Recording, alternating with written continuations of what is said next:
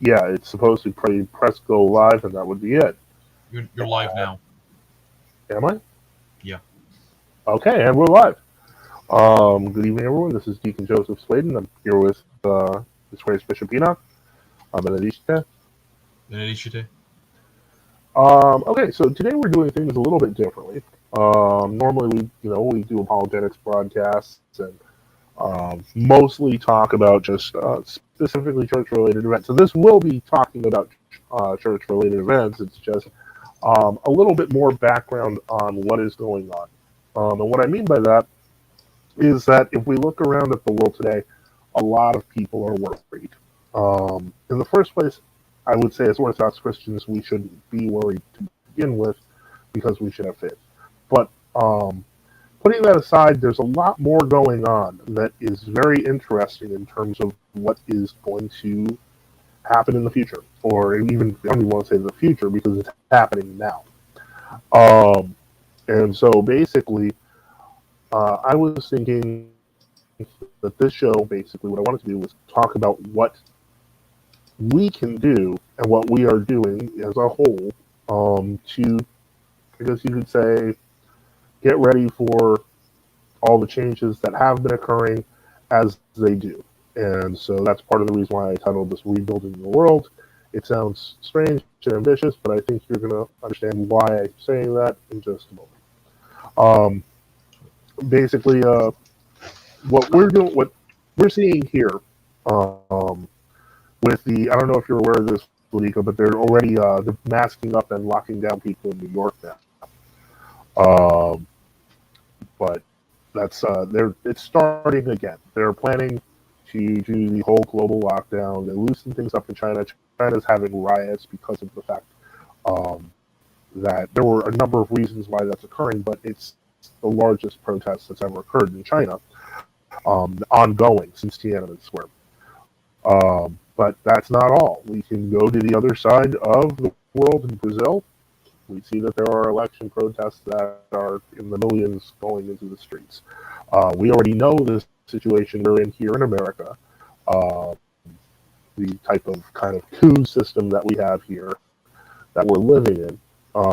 And of course, if we look at the Orthodox world, we know in world Orthodoxy just the sheer chaos that they're living in right now.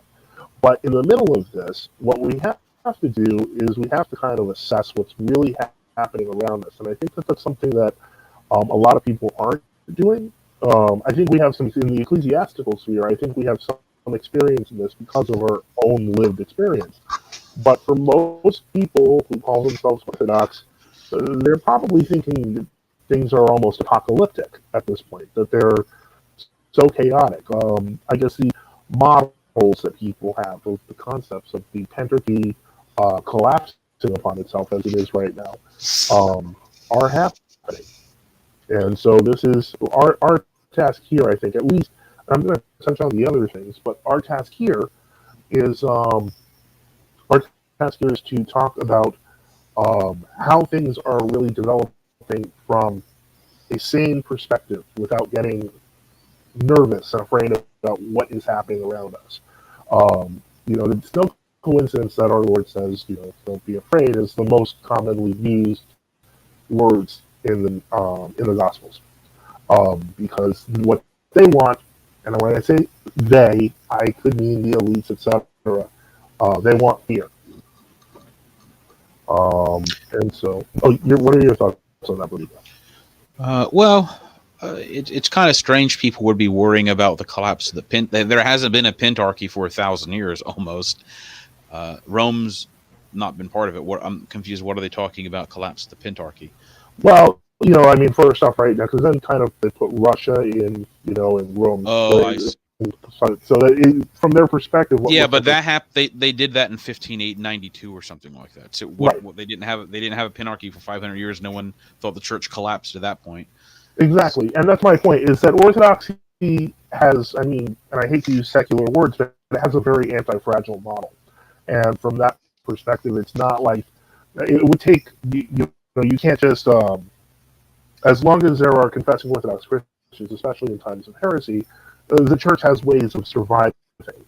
and has in different Sort of, ways. the church is decentralized in many ways, Correct. And right? Yes. decentralization, yeah, absolutely. And ironically, decentralization is kind of part of the situation, one of the solutions in society that we're going to see more and more. And I'm going to get into that as we continue on. Hold on, I just want to get my notes so I have them. Oh, go ahead. Your microphones, you seem to have some sort of like crackling on your microphone side. So I don't know if I'm going to try I to don't know if it's adjust plugged in correctly or something. I don't know. Yeah, I can try to plug it in differently. Hold on. Let me see. Okay, how's that? I mean, it's better. Let's just keep on going. Okay. So what I was going to talk about, the situation as it stands. Basically, the first thing is obviously talking about the pandemic. Already, they've been talking about a new event that they're planning. This time, they found, for example, in New York, that the polio cases actually were derived from actually a vaccine variant polio that was developed by the Gates Foundation. So they're sloppily trying to recreate the perfect storm of circumstances that they created 2 years ago when they put everyone in lockdown.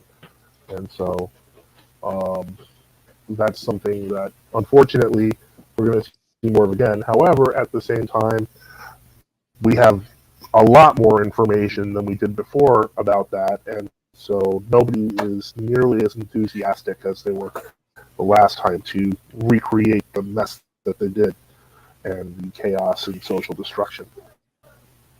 And so that's one thing. And, the next thing that we need to look at, because this is, again, coinciding with these kind of moves, is the creation of central bank digital currencies. I don't know how much you know about this, Monica, but in China, they've been trying to push for a central bank digital currency. They try to offer it to the people to give them incentive to use it. These are like the social credit money that's programmable. So if you're doing something they don't want, they can just shut it off.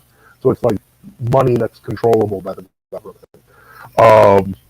People have trying to avoid it, but in November, the New York Fed instituted a new experiment to introduce CBDC dollars, a kind of programmable dollar to introduce a China-style system here.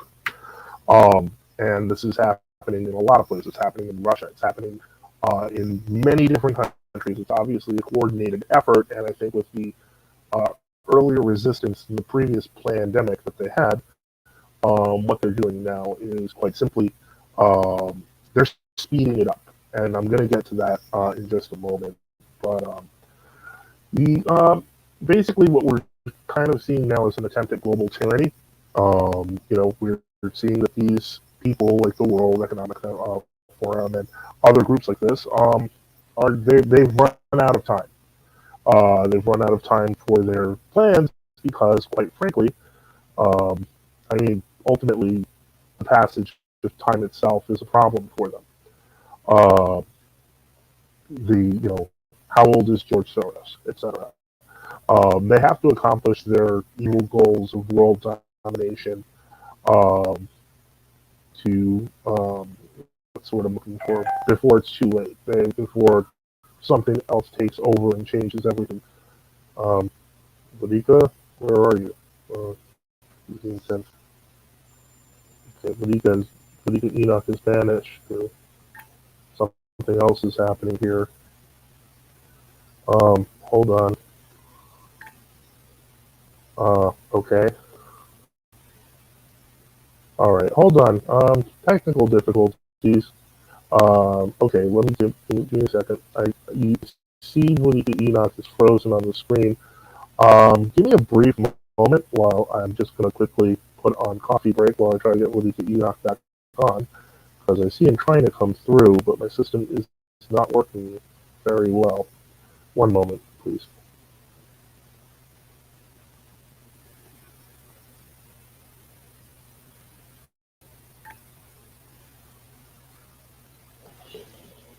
All right, Benedicite. Benedicite, are you there? Yeah, I'm here. Okay, I don't understand. It says you're not here. This is so weird. Can you hear me? I can hear you. Well, I'm here. It's just StreamYard's having problems. That's all. Okay. Yeah, you just appeared. Okay. Um, I don't even remember where I was in the notes, but Well, let's move on to the next part of the notes. yeah. Okay. So basically, one of the thing I was going to point out is that what we're doing here, we're seeing attempts at lockdowns. If you look in, say, for example, the Netherlands, the farmer protests because they're trying to take over 3,000 farms so they can destroy their arable land. Civil war, global war, and of course, Orthodoxy, as we know, is world Orthodoxy, I should say, is in chaos. At least chaos that mirrors what we ourselves have seen and experienced in true Orthodoxy, except ours was for kind of different reasons, and we're kind of fixing it now. And so, in a sense, we're seeing the future for what world Orthodoxy is becoming, because we're experiencing it 20 years ahead. If that makes sense. Yes, the whole system's obviously, breaking down. Um, so Yeah, and so the point is that Orthodoxy, of course, has always done. This has always happened Father in any Joseph, time of heresy. Father Yeah. Joseph, can you keep on talking? I'll be back in like 3 minutes. Okay. Okay. Not a problem. This has happened before. When we look at, for example, we've talked about this like during the Arian crisis and during the Iconoclast period. Rival synods have come into existence. That they kind of fought each other. These are things that are actually normal in church history.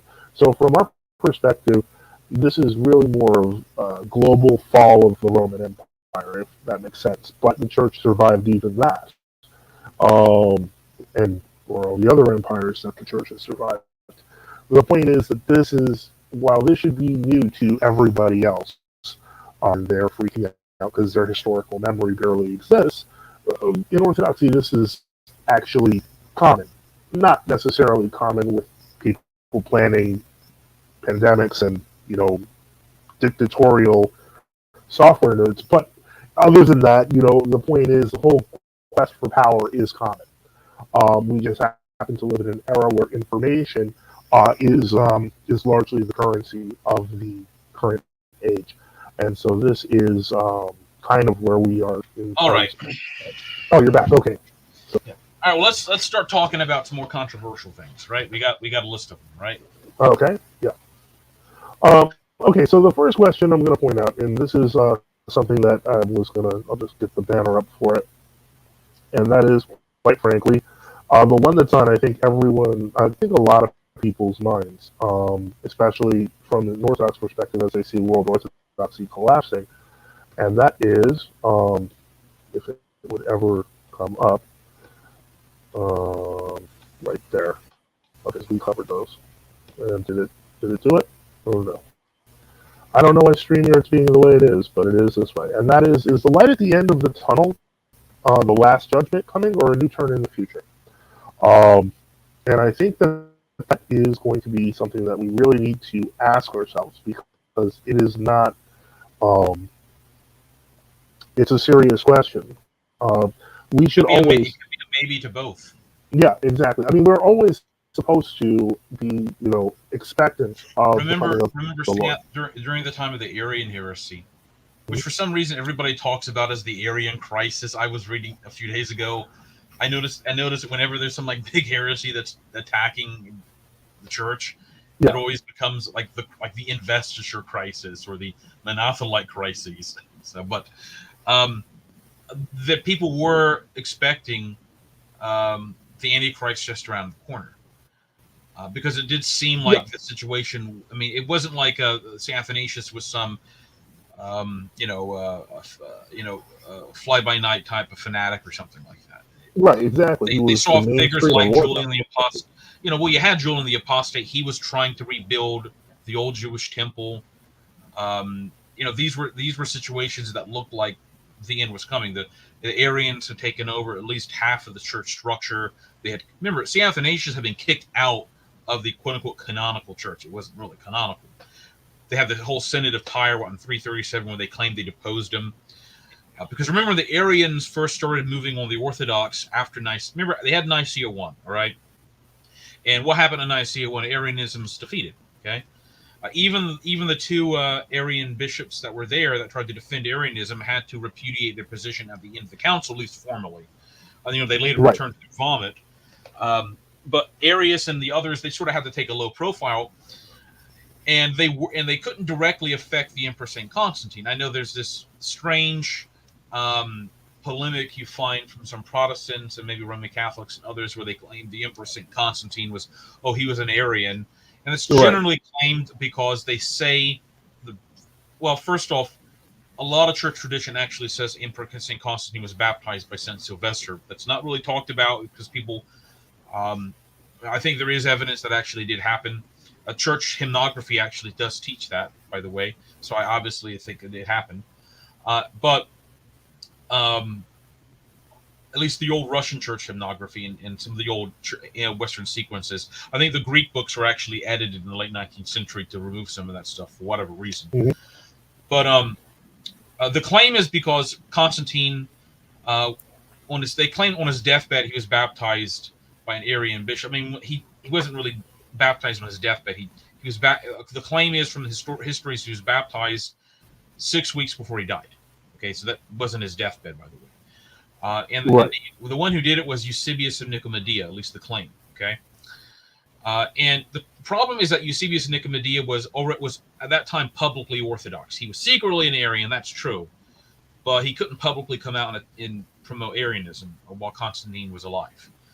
But my theory, by the way, about what happened is that Arians, by the way, were notorious in the 4th and 5th century, up into the 6th century and the 7th century, because they were still around in some places. For guess what? They never accepted the baptisms of the Orthodox. They considered baptisms, not. They didn't even have a concept of economy. So Arians oftentimes would try to convince the Orthodox, even when I think this is what was happening. They probably, if that did happen, and there is evidence it may have happened, that they probably, Constantine's dying. It's 6 or 7 weeks. His probably mind is going. And anyway, that's my theory about maybe what they did. But so when the Arians moved on the Orthodox, they had to pretend that they weren't attacking like Saint Eustathius of Antioch or Saint Athanasius of Alexandria for theological reasons. All right, because if they attack Saint Athanasius because he's upholding Nicaea, that's going to alert everybody about what's actually happening. Can you hear me? Yes. Okay, so they bring Saint Athanasius. We know the story. They bring him to Tyre. They claim he was a necromancer. That's basically why they deposed. They claimed he was raising people from the dead and commanding them like zombie armies. I'm not kidding. It's actually these insane. It was like they claimed he had this mummified hand of a man he had murdered, and he was using it for necromantic rites and magical practices and such. They claimed he also murdered people, and he had and at the trial, by the way, Saint Athanasius knew the guy they claimed he had killed, but the guy was still alive. So St. Athanasius had to have him ferried up through various Egyptian monasteries so the government, like the imperial agents that were sympathetic to the Arians, didn't know where he was. And so it was either Tyre or Beirut was the synod they claimed they deposed St. Athanasius at the trial. St. Athanasius sort of said, I have like a surprise witness, all right? And they bring this guy out, and they uncover his face, and it's, this guy, all right? And then he uncovers his left and his right hand dramatically, and he's got both of his hands. So the people who wanted to attack St. Athanasius claimed that he had, raised this guy from the dead or something. I mean, it's just absolutely insane. They deposed. They made this pseudo deposition against St. Athanasius for like schism, necromancy. He was intruding in others' dioceses and things like that. All right. St. Athanasius, he totally didn't recognize it, all right? He got exiled, I think, by Constantine's son to France or something like that at that point. But they did the same thing also, I think, of the same year to St. Eustathius. They sort of kicked him out of Antioch. But why did they do these depositions against them for non-theological reasons? Well, the reason is that Arians knew if they came out openly as Arians, and they were attacking St. Athanasius or St. Eustathius or St. Eusebius or Vicelli or whoever because they were teaching the Trinity, the divinity of Christ, the true divinity, it would have alerted who? The people, All right, and many people were alerted to this to begin with, but the Arians really wanted to maintain some sort of cohesive control of institutional structures in the East at the time. But this is sort of the false paradigm you have presented by like many liberal modernists. They will say things like, or others, they'll say things like, well, St. Athanasius opposed Arius, but he didn't have to leave the church to do it. Well, of course he didn't have to leave the church to do it. Arius had already left the church, and the Arians who were pretending to be Orthodox that did a pseudo deposition on St. Athanasius, that pseudo deposition had no effect. Obviously, it was done for erroneous reasons. So, I mean, I remember that. Anyway, I don't know why I'm talking about this, but anyway, Arianism took over these areas. There was already a differentiation beginning to happen even back in the 330s. There were bishops who simply would not communicate with the Arians, which is what they should have done. Oftentimes, Arians would teach Arianism, Father Joseph, but then they retract and they would say, "Oh, I never," like gaslighting people. "Oh, I never taught that." Or there was a famous Arian in Auxentius of Milan. Yes, and remember they had expelled. I think they either expelled. They did a pseudo deposition, or they just exiled Saint Dionysius, who had been the previous bishop of Milan. I can't remember whether he died or they exiled him, and they brought in this Arian called Auxentius of Milan, and he was Saint Hilary of Poitiers wrote a famous work called Contra Auxentium. Yeah. And it's for some reason this work was only translated recently. You could find brief extracts of it. It's only like 12 pages, like a pamphlet he wrote, and he describes the way he describes the situation is almost verbatim. It's almost a very strong parallel to ecumenism of the 20th century. All right, how Auxentius would be accused of Arianism. People would hear him teach this stuff. Then he'd say, "I never taught this." All right. Then he'd say, "I want to try." Then they would bring in bishops to try him. The emperor at one point brought in 12 bishops, which is the canonical traditional number to depose a bishop. And when he came to the trial, Auxentius of Milan said, "Oh, I accept the Nicene Creed." All right. Right. Yeah. I don't even know this Arius guy. I repudiate him. And the bishop's like, "Well, I guess this is not an issue." The kind of view was still St. Hilary was causing problems. All right. But St. Hilary Poitiers famously said, "Auxentius can accuse me of being a heretic," which Auxentius did against St. Hilary. "He could try to depose me with synods. He can do all these things against me, but I know what he's actually doing." All right. And people, and even eventually, took a little bit, but even like in Rome in the 360s sort of understood that what was actually happening. And they, repudiated him. And St. Athanasius, I don't think ever recognized Auxentius. But that was a common Arian. It was almost like a gaslighting tactic, I guess, or lying, whatever you want to call it. Which we're seeing today in all sorts of areas, including the church. In a certain way, it's harder to do it now because, for example, if I had told you, if we didn't have the internet, and I had told somebody, Patriarch Bartholomew, when Pope Francis or Pope Benedict visits him, has him commemorated in his ecumenical, in his liturgical services, people say that never happened. Today they say, yeah, and it's on YouTube. Yeah, it's on YouTube, and we have it recorded. If otherwise, it'd probably be, if this had happened back in like 1995, you'd have to have some videotape of the event. Then you'd have to like make a documentary almost, like the Sin and Resistance made that like documentary back in 1994 that you can still see on YouTube or whatever. And you can tell they put a lot of work in it, getting all this material together, even for the early 90s. All right, that was I have to give credit where credit was due. That would have been a hard production because you would have to get all the local footage, etc. Because the decentralization of information just didn't exist back then. Yeah, so you had to. So somebody said, "Oh, Bartholomew had his priests commemorate Francis," and it's very clear if you look at those ecumenical doxologies. The priest turns around, he, says Papa Frangeli, and then he says, Patriarchal, etc. Bartholomeus, because that was, it's very clear what's happening. You don't have to be an expert in Greek to know what's transpiring. So, anyway, that happened in Arianism. We can find other examples. I mean, sure. The Monophylite heresy. Remember when they had the Lateran Synod in 649?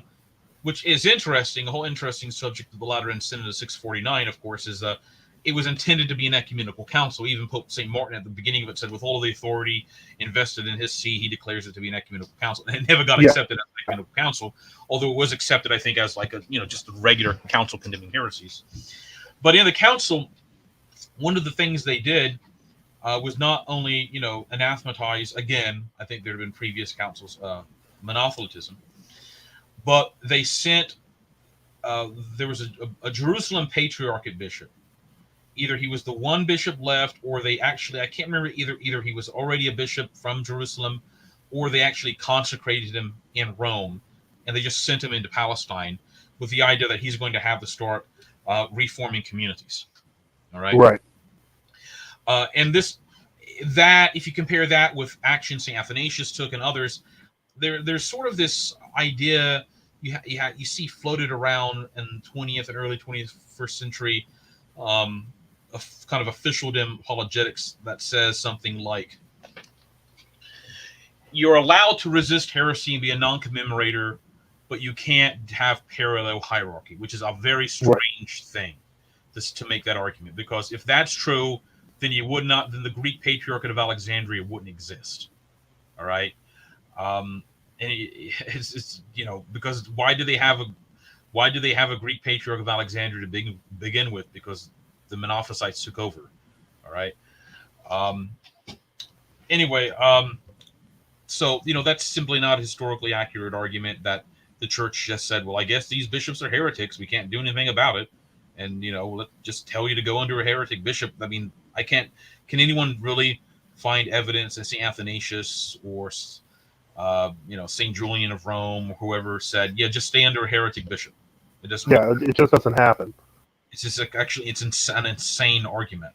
I mean, the most you're probably going to find is that if you don't have any evidence your bishop's a heretic, all right, or he's not in communion with it, something like that, they'd say you got to be cautious, right? But if he's openly preaching heresy, that's very much of a different issue than if it's some subterfuge, secret cult or something like that, all right? Yeah, I'm just going to read the room real quick because I think it's StreamYard, to be quite honest, and I don't want to open up a YouTube window. I'm not exactly sure why the system is running like this, but do you see both of us in the screen? Because I can clearly hear Bishop Enoch, but I mean, my screen says it looks like he disappeared again, but then he wouldn't be on the audio, which doesn't make sense. So if you can all see him, all I see is you. I just see your you see what I mean? Oh, so it's not just me, but I'm wondering if everyone's hearing both sides of us or they're just hearing me. That would be bad.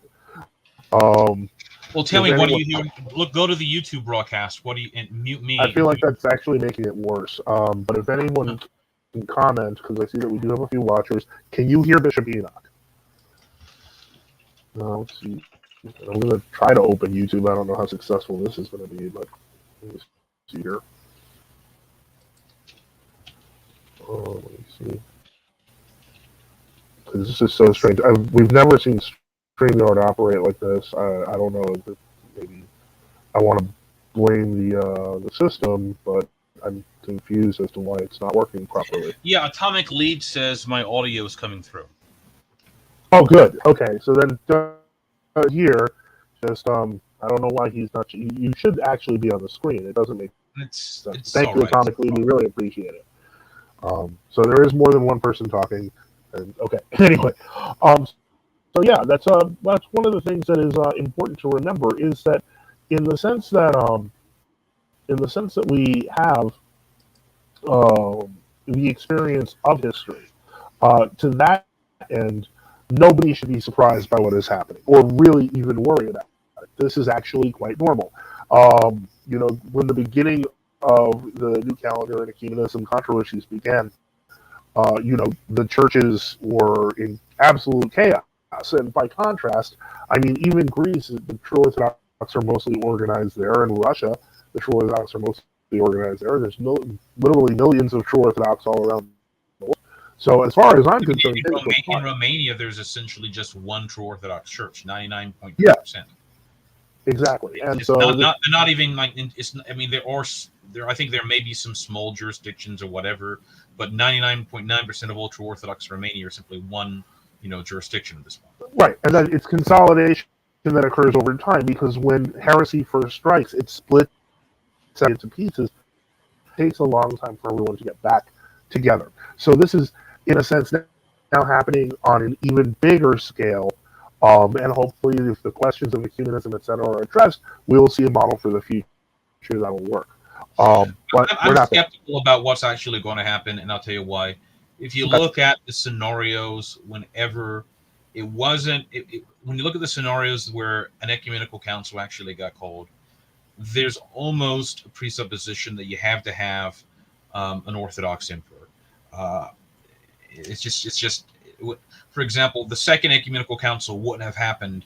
I mean, yes, true. You needed people. Saint Athanasius had reposed by the time, but you needed people like Saint Cyril of Jerusalem, I think it was Saint Peter of Alexandria at the time, and others working towards this, Saint Meletius and such. But ultimately, the Emperor Saint Theodosius was tremendously important because everybody respected the emperor, all right, especially if he was an Orthodox emperor. And even the various factions of the Orthodox at the time who could agree to condemn Arianism, but that didn't necessarily mean they could agree not to condemn each other for various accusations of canonical infractions. And, I mean, there were some, before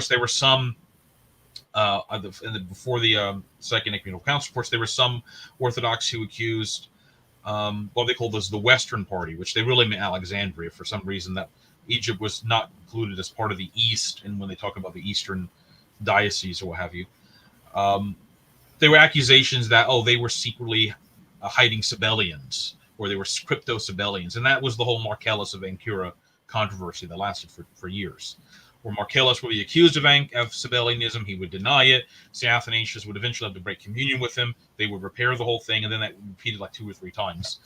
And then it didn't help that Marcellus dies, and his disciple is Photinus, who endorses some weird Sabellian versus Sabellianism combined with adoptionism, weird heresy called Photinism, which was far more extreme than even what the Arians were claiming. But eventually, the emperor said, "You're got to get together. We have to solve this issue." Because remember, even Rome didn't participate in the Second Ecumenical Council. And it was years before they even formally recognized it. I think maybe 10, 20 years as an ecumenical council. But no one thought it was an ecumenical council in the East because of that. But the same thing with third council, fourth, fifth. The emperor is trying to get everybody together, trying to settle issues. And so the Holy Ghost is acting through the emperor and the bishops. The problem is that we don't have an Orthodox Christian commonwealth. In the terms of in the terms of it being kind of a union between the church existing and manifesting itself in the form of both its maybe called the priestly authority and the royal or the civil authority. Right, the twin swords of. So what? Yeah, exactly. What were the two? What were the two authorities? What do we have? We essentially have hierarchical authority devoid of the imperial authority. Right. And I think we haven't had the imperial authority since the martyrdom of St. Nicholas. Right. So I think that I have my own theory is, if you look at the collapse of the Russian Empire, so many woes, I mean, were happening before that, yeah, but everything exploded after that.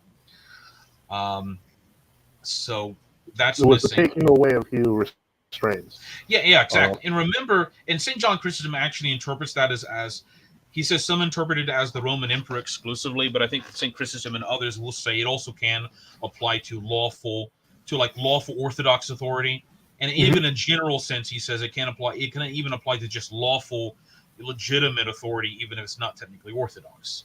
All right, they're just keeping the restraining immorality from just taking over and destroying the society. Correct. All right, but in a real sense. So, and remember, back in 1904. Joachim IV, who was Patriarch of Constantinople, turned out to be a secret Freemason. I don't know who knew it at the time, but that's what later came out. You remember he wrote a famous letter to the Holy Governing Synod and to the other local churches, talking about, should we discuss going on the new calendar and the new Paschalian? We need to have a dialogue about it. That's the whole he was putting out strategy these people use. All right. Mm-hmm. Well, thank God the Russian Governing Synod and the Tsar basically said, no, we don't need a discussion on that issue. All right. that we think the church calendar is perfect. I mean, remember in Russia at the time they were using the the old calendar for the civil calendar as well. I believe, Right, exactly. right? That wasn't in the communists were the ones who changed that. All right, so that Joachim IV's attempt to introduce that was just shut down. All right, because if the Tsardom, which includes the Russian Church, the Tsar, if they're not going to support it at the time, they knew not to go anywhere in Europe. Because the Tsar, what was the Tsar's ability to influence the Eastern Patriot? Well, he could just say, "I'm not going to pay your bills." All right, not to sound crude, but the Tsar basically kept them afloat. I mean, they could, you could say they could keep themselves afloat, but it helps if the Tsar's paying half your electric bill, or not electric bill, but half your property taxes or whatever to the Ottoman Sultan. Exactly. And the Tsar is also protecting the Orthodox from being, almost exterminated or just persecuted too violently. And even the influence of the Russian Orthodox Tsar for all the problems after Peter the Great and all that other stuff, even to the point where the Tsardom protected even like Monophysites and historians were tending to look to the Tsar for some sort of protection. All right, and of course this did lead to cases where large amounts of them would become Orthodox, like the two Nestorian dioceses, like 60,000 people in Persia that converted to Orthodoxy, although most of them were massacred by the Iranian Muslims like around 1920 or something like that. So the Tsar falls. I guess you have, what do you have then? You have the King of Greece, but King of Greece only recently, I think the King of Greece was, who was it, Constantine the Third or George the Fifth? Yeah. I'm not sure. He was like the first one to actually be Orthodox, because the other ones have been like Roman Catholics. The king of, I think it was King Peter of Serbia. I think he may have been an anointed monarch. Maybe he was. But I know that after he died, when they had a new king, like in early 1920s, they chose not to do the anointing service for him because I guess various people complained. I'm not quite sure why. But anyway, that's why I am very skeptical about any real type of repairing of the situation. Well, I mean, I'd like to see if I can at least continue the possibility of otherwise as we continue on, because I do actually see a model, but it's going to be a much more complicated and much more long scale model. And what I mean by that is, and this is, I'm just to get to what we're talking about right now. We're seeing national governments being hobbled by supranational organizations like the WEF, other such organizations are usually almost always the same people. And basically, they're not just infiltrating governments, they're infiltrating churches. We know that the war in Ukraine, for example, is being, a lot of it was caused by CIA interference. We know that even the chaos that occurred involved money that went to Constantinople that was funneled through Ukraine. And what we're seeing is, I think that there's a trend that these governments are taking. First off, one of the things that I find really, really interesting is that Orthodoxy is still at the center of it. It's whatever force this nebulous group of people is, they really, really don't want Orthodoxy to exist. And so I feel like they've been subverting Orthodoxy, not just in America, but throughout the world. And they're, these intelligence agencies, etc., and these organizations that pay their bills have been actively working on infiltrating and subverting Orthodoxy. I think it's interesting you mentioned, I think it was Joachim III in 1904. The point is, Joachim IV. It was fourth, and he was, basically a Freemason. We know that was true of Meletius Metaxakis, but we're getting to a point in society where, I mean, today I saw a video on Gab where there were hundreds of people literally protesting in front of a Masonic temple, and they were literally calling for the Freemasons to be removed from society. So it's not like the people are not completely oblivious. They're becoming increasingly and dimly aware of the forces that are trying to destroy the church and destroy society. However, well, those let me be forces clear. I think of this. I could be mistaken, but I think there probably is some truth to, there's some like writers that will say that Masonry in the old sense, like the 18th century sense, is sort of a quasi obsolete institution. But I think you brought this up years ago to me, that it doesn't really matter if the Masons have shrunk by 50% or 80%. If everybody or those in power sort of think in Masonic, religious terms. Hmm. So, I mean, And I think that that's what we're finding with like these technological singularity movements, like the WEF, etc. They're thinking like modern. They're thinking like Masons with smartphones, basically. yes. And so the point is, it's still the same. It's the same structure that's sort of morphed into something else. But that's one of the things that I wanted to touch on, because what we're looking at now with the programmable currencies to control our behavior, it's interesting. Jonathan Britt wrote, "It will be interesting to see if there are pockets of true Orthodox Christians who will go into the catacombs, so to speak, form small off-grid communities as a reaction to any new mandated financial systems, similar to how catacombists were treated due to Sergius's declaration in 27." I think that that's to some degree already happening. I mean, not to point to the Benedict option or anything, because I think that's just, I think he caught on to an idea that was already happening. But intentional Orthodox communities, to some degree, are already forming. More importantly, I mean, being on Gab as I am, that there's a whole concept of a parallel society, and that was actually based on the resistance movements in Poland during the Soviet era. But I think, and this is part of the reason why it also sounds similar to the agorist idea. I don't know if you ever it does.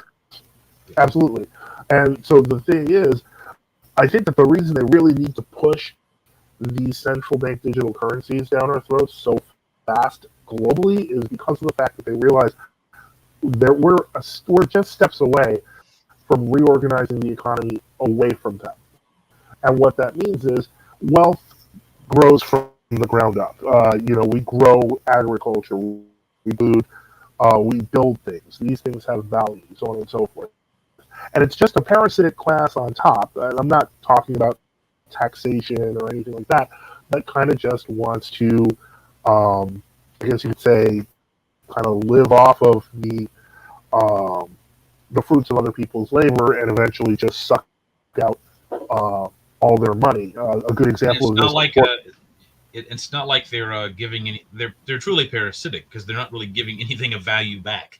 Well, I think it's not like they're taking the money and they're investing it in, I don't know, life-saving medical technology and making it available to the masses without any strings attached. It's not like they're using the money to promote drag queen shows and all this other stuff in schools. Exactly. Yes, exactly. But what's amazing is how much of it is coming out in the open now. The fact that there are people who are protesting these, drag queen brunches and story hours with small children. The fact that, the most obvious thing of what I was talking about in terms of this parasitic movement, if you saw the FTX scandal that recently occurred, where basically I think it was like $1 billion or $2 billion worth of investors' money was simply destroyed, and the guy in charge, Sam Bankman-Fried, is in the Bahamas, and he's free, and he bought a multi-million-dollar house. It's effectively becoming obvious that the people who claim to, kind of run the world are not doing a very good job, and it's becoming obvious to more people. Well, the parasites aren't like they used to be, and that's probably it's when you have international parasitism, kind of rootless cosmopolitan groups of people. Yeah, international banksters. Yes, exactly. They tend to think that they're smarter than everybody else, so they have all this IQ 2 deviations above everybody else, assuming that's even true, which is probably not. They've been in power so long, and we know kind of this group, and there are hangers-on that are trying to imitate them. It's a lot of other stuff. I understand that. Absolutely. But my point is that they've been in power so long, they're not like the parasites from the 1920s or 1930s, who had to plan out, or even the 1880s, who had to plan out things and had to be careful and had to have a long-term way of thinking. They've been in power so long at this point that they just assume they can do whatever they want. Exactly. And they've dumbed people down, promoting all this, the drag stuff, degeneracy, the gay stuff, abortion. Yeah. They say abortion is their great sacrament. Right. It's a part of their religious beliefs. I mean, just it's absolutely demonic blasphemy. That the only, I guess, the hope you could have is looking at it from, I guess, a political angle, and ultimately it's always a spiritual angle. And I don't mean to, I'm not saying it isn't. Mhm. Political angle is that maybe their own incompetency and their own hubris will be their undoing. Maybe, but we have to In a be certain aware. sense, Now, if not, maybe they're doing something crazy, like, I don't know, blow up nuclear reactors, or release well, that's plague, what, something like that. yeah. Well, they're trying. They want to do that again, but it didn't work too well the first time because there's still too many people that didn't fall for it. Jonathan Britt asked, "Do you hold any crypto?" It's funny you say that. That's exactly what I'm going to segue into now, and that is, in the end, what is the Great Reset? I mean, it's obviously evil, so on and so forth, but what I want to present to you what is called the bomb thrower thesis, and this is something I recommend going to Bomb Thrower. I believe it's bombthrower.com. Basically, it is a hypothesis of what is exactly the role of crypto in this I don't want to say future because it's already presently occurring. Um, Basically, what is it? Okay, I can't. My computer is so bad I can't even put it on the screen. So I'm just going to read from the crypto thesis if I can get it. It's going to be short, but basically, I'll just read it. Despite the corporate media messaging, the real reason behind this isn't because of climate change or even COVID. It's because of the debt. The world is finally out of runway from kicking the road all those times the global economy threatened to backslide into recession, or when previous monetary bubbles imploded. All those decades of collectively living on credit and borrowing against the future have finally hit the wall. This is it. We're here, the end of the debt supercycle. Governments have spent beyond their means for decades, and now the bills have come due. The only way to pay them will include inflation and austerity. It will resemble a controlled demolition of the entire middle class. The easiest way to do that will be to turn as many people as possible into a completely dependent welfare class via endless rolling lockdowns, universal basic income programs, and mandatory health passports. At its core, the Great Reset is a monetary reboot. It's seen as a way to restructure the global debt overhang and turn money into technocratic lube for enacting grandiose social engineering projects. Most of them geared towards ratcheting down the standard of living for the masses of the developed world and suppressing the standard of living called third world. The ultimate objective of the crypto capitalist, which is the website that this is on bombthrower.com, is to help as many people as possible prepare for the coming two-tier society. We're heading into a world without a middle class or a greatly reduced one. It is bleak, it isn't fair, and it's neither just nor equitable. If humanity is fortunate, then this will be a temporary phase, lasting just less than a generation, no more than two. Eventually, the principles of economic liberalism in the classical sense will reassert themselves, and we build a robust, healthy middle class once we get our bearings in this new technocratic age. Basically, what the bomb thrower thesis is arguing is that these central bank digital currencies, which will be controllable, will be designed to make sure that the maximum number of people have nothing left. It's that whole you will own nothing and you will be happy, because everything you have will be borrowed from the elites. This is why basically what this particular financial trader suggests is literally moving cash into crypto as fast as you can, specifically Bitcoin, Litecoin, stable currencies. The reason for this is because of the fact that the cash that works right now, if they convert it to CBDCs, might not work tomorrow. It could just be taken away from you. So at this point, it's about moving the little wealth that you have into safe spaces where they can't touch it. The author goes into hyperinflation in Germany and refers to the Nutgeld, if I'm pronouncing it correctly, but basically during the period of hyperinflation, towns and cities began producing their own currencies because the currency was failing so badly. People began using it, which is what Jonathan was mentioning. A lot of off-grid communities are already doing it. We have to get used to the idea that the dollar isn't just going to die, they're going to kill it. And they're telling you, and so use that information wisely. But more importantly, this again ties into the whole we're seeing massive destruction. We're going to see economic destruction. We're seeing war. We're going to see people fighting their governments, people fighting for their land. I mean, look at what they're doing to those farmers in the Netherlands. They're literally just trying to keep their land. But that's been going on for at least a year and a half or 2 years. Yeah. Well, now they're making their plans much more clear, which is their plans are we actually want your land so we can turn it into a giant zone migrants in, and literally have advertising for this now. And we're just going to turn this into an urban workspace for really poor people from the third world who will just stuff in there and they'll be our laborers. I mean, notice all these countries that got convinced. I mean, the Netherlands sort of was like, along with England, the birthplace of old liberalism and things like that. So you can make of that what you will, but it ties in. Yeah, a lot of these, of course, there was classical positive liberalism. It was ultimately a mechanism for financial elites because why would initially laissez-faire capitalism was seen as advantageous, all right, for them to accumulate funds and wealth. And when they did that, they saw no reason to continue it because they could be competitors to them, obviously. All right. Right. But and that's all this is really about at its core is that these are just elites trying to eliminate competition, and you are the competition. Yeah, I mean, they're all for competition when they need competition to accumulate the wealth, all right? But they have to shut it down because there isn't really a free market in the sense we think. Just, obviously there are all kinds of institutions working. But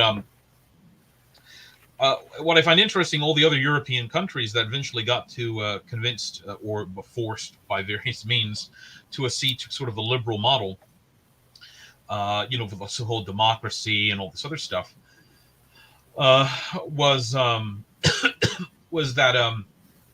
it leads to this. You get your farms taken away from you. There's no where's the like the army. I hate to sound like a militarist, but maybe I shouldn't hate. But look at Brazil. Like a lot of older countries, if the state got out of control, the civilian leadership, eventually the army actually was thought of as being like the defense of the nation, almost like the Supreme Court, the court of last appeal, and they would intervene or do something. All right, but obviously that's not going to happen in any of these European countries. I think people keep on talking about it happening in Brazil, but I that almost seems like that's sort of like a QAnon conspiracy. I don't know if it's actually even happening. No. There. I mean, if I would suggest. Because again, there's a big media filter that is being used. But if you're looking at in Brazil right now, like if you even look at there's a large Brazilian community, for example, on Gab or on Mines, and quite frankly, Bolsonaro is just like the army's behind me. We're just gonna keep. Yeah, but is that actually what's happening? Because look, I remember I wasn't into any of this stuff, but I'm sure everybody knows about the whole trust the plan. Trump is really going to take it. I mean, that was a whole made-up nonsense, and people went along with it thinking, the army's going to put Trump in power. I mean, there's none of it happened. No, this is different because there's literally thousands of people in the streets. I think that this is a byproduct of the fact that we live under a coup d'etat, and all these people who have this faint hope that America, the land of freedom, will join and realize America is screwed. So I tend to think that, actually, this is. Well, I suppose you're right. Brazil did have a history of the army overthrowing the government back in the '60s, so maybe all of Latin America does. So they're very experienced. But I mean, we need to get that going. But I'm not, not that I'm advocating for armed revolution or anything like that. But so what you I don't would want say the U.S. However, you don't want. I'm sure people know you don't want the U.S. military taking. The U.S. military is run by a lot of. Unfortunately, at this point, it's freakish people. I mean, really, that they're freakish people. They're involved in all kinds of weird stuff. They've been promoting degeneracy in the military now for a decade. It's had its effect. Obviously, homosexuality is promoted. Dressing up like animals for some reason. Dog people. This is stuff I've never heard. It's gay subcultures. That's all it is. Yeah, this weird, disgusting things. The sycophants. Yeah. Well, the big advantage of, I guess, being those are the people you want running the country. That would be even worse. In America, what would work in Brazil would be an even worse catastrophe in America. Yeah. Right. And here, the simple reality is that the American populace has twice as many weapons as the American military, like 2 or 3 times over. So I'm not. I mean, it's just a matter of when the people decide that they've had enough, and I think they're finally getting there as they realize that they were lying. And so this is something that I think that we're going to see. And I mean, this is where I'm going to try to convince you, Malik, of the possibility that things might be more positive. And it goes back to the crowning service. And what I'm referring to there is that every married Orthodox, they are crowned into the church. Yes. They are led to be leaders in their own homes and in their own areas. And so, whereas I don't see an Orthodox Tsar, I do see hundreds, if not thousands, of Orthodox kings and queens over small areas throughout the country. And that can change piece by piece by piece. It can change the world. So I'm still very optimistic. I believe that there's probably going to be future balkanization in America. Who knows? You may be king of the neighborhood one day, or the town, or the region, or the county. We just don't know what's going to happen. I won't. Well, not you, but you're on the bishop. You're on the church side, though. That's what I'm saying. Is that there's a civil side, a church side, and you get what I'm not going to be supreme leader or anything like that. No, but you have the Episcopal crown, so it's a different. Yes, I understand. Yeah. So. Okay, let's march to the next. We can wrap up for today. I don't know. I mean, it's up to you. Like, I have enough here. Do we want to? Are there any questions? Yeah, let's give a few minutes to questions and comments. Let me just see if I have to read them and I can't scroll onto them and make them on the screen. It's because StreamYard is horrible. I don't know what's happened to it, but anyway. Let me see here. It was we talked about that. The crypto atomic lead wrote, even our subversives aren't of the same caliber as they used to be. That's very true. Unfortunately, everyone's less literate now. Jonathan Britt wrote, most holy Theotokos save the sinners. And if true Orthodox Christians don't start homesteading soon, we may face a Holodomor 2.0. That's absolutely true. As I mentioned, these elites through this Great Reset want to suck out all our wealth, and that's not just cash. That's our land. Look at how these multinationals are buying out massive multi-resident properties. They've been doing it for the past year. The whole idea is that they'll own everything, we'll own nothing. And so you're absolutely right. Most Ukrainians weren't, when the Holodomor happened, most of them weren't shot. They just starved to death. Yep. They died. They froze to death in the winter. There were hundreds of thousands that were shot. Yes, that did happen. But the 5 to 10 million, however the numbers are, just died of starvation, malnutrition, starvation. And that same thing happened, I believe, in the Don River famine back in 1922, in the aftermath. Which a lot of people don't talk about. I know you had mentioned that earlier. Yeah, Solzhenitsyn used to say he was irritated that everybody promoted the Holodomor but forgot the Don River famine, which 10 million Russians starved to death. That was almost. Now the Soviet excuse was that the Soviet excuse was the same thing about the Holodomor, that they mismanaged things. There was a bad winter. I'm sure that happened. Soviet system was almost intentional mismanagement, though. Yeah. But did Lenin really want these 10 million farmers, kulaks to survive? Probably not. But they had the same thing happen in Russia. It wasn't like everybody just surrendered. I mean, there was a lot of fighting. How many people died in the Civil War? Like 4 or 5 million, I believe. 5 or 6 million died in World War I. So then another 10 million people, die in the Don River famine, and then a few million died during war communism. War communism was when Lenin abolished old prices, and it's absurd. And then they sort of changed to what they call the New Economic Plan, when Lenin basically privatized all the state industries that the Tsar had created, and they sold them to his cronies.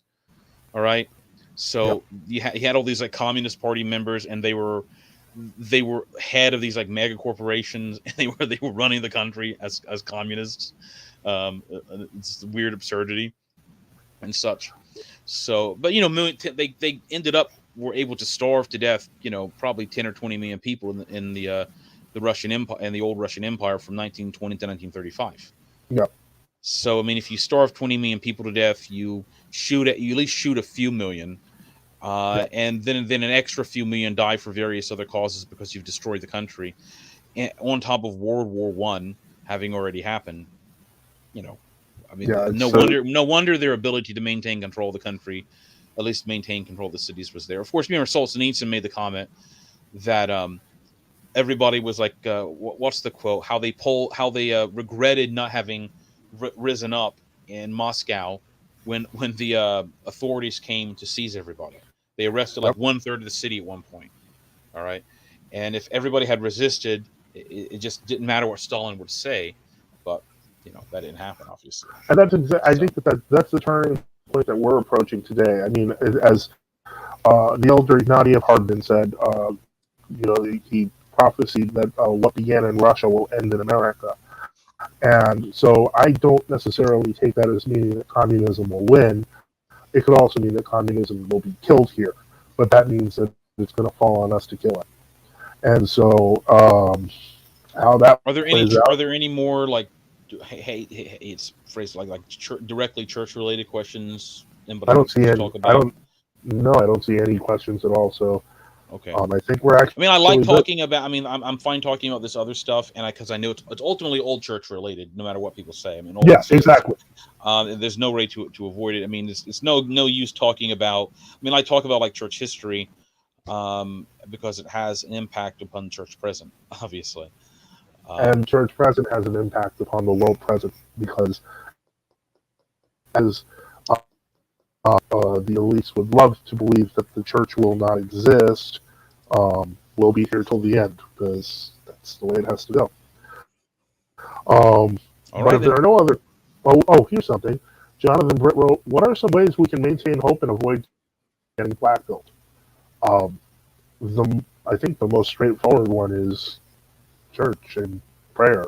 Ultimately, we can't be hopeless if we are praying to our Savior. And if we look at the examples of the saints, especially look at the lives of the new martyrs now. I mean, they experienced the worst of it.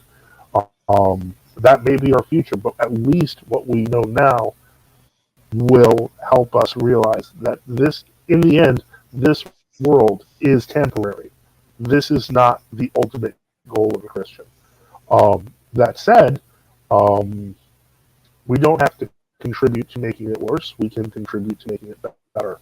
And that's one of the things that we have to remember is that although we have hoped and, we have, we fear and the end and judgment will come, we also know that people have held that for 2,000 years.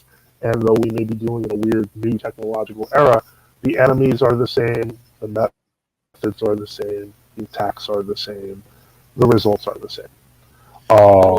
I'd recommend, there's a short little work St. John Chrysostom wrote called "No One Can Harm the Man Who Does Not Harm Himself." It's about 12 pages, 15 pages, and it's almost St. Chrysostom's explanation of how the Christian deals with adversity. Mm-hmm. That everything that the devil in the world throws at you, understand that ultimately God is allowing this to happen.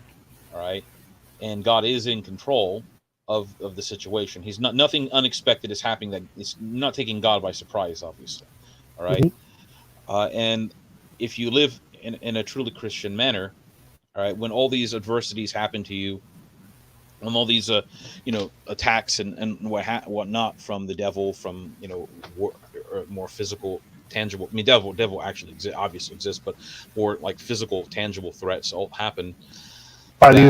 They don't hurt you. They can harm your flesh. Maybe they could take away your house.